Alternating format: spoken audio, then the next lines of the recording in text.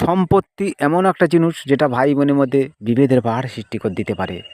বোন মরে গেলে ভাইয়ের পরিবারে কেউ যায়নি এবং ভাই মরে গেলে বোনের পরিবারে থেকে সেই একই প্রক্রিয়া দেখানো হয়।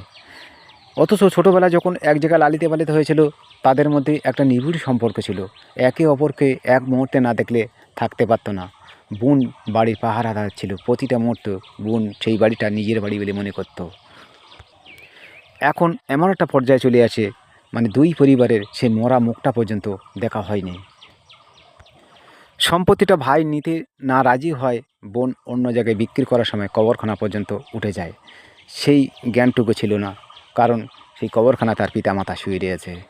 তা আমাদের সবাইকে এটা মেনে নেওয়া দরকার যে পিতার সম্পত্তি সবাই পাবে, আর পিতার সম্পত্তি তুমি পাবে বলে অন্য জায়গায় চড়া দামেও না বিক্রি করে ভাইয়ের কাছে একটু কম টাকায় বিক্রি করে রেখে দিলে সম্পর্কটা বজায় থাকে। দুজনকে যদি না হেরে যাওয়া হয় তাহলে এই সম্পত্তির জন্যে এই সম্পর্কটা একটা বিচ্ছেদ তৈরি হয়ে যাবে। সবাই ভালো থাকবেন, সুস্থ থাকবেন, এটা খেয়াল রাখবেন।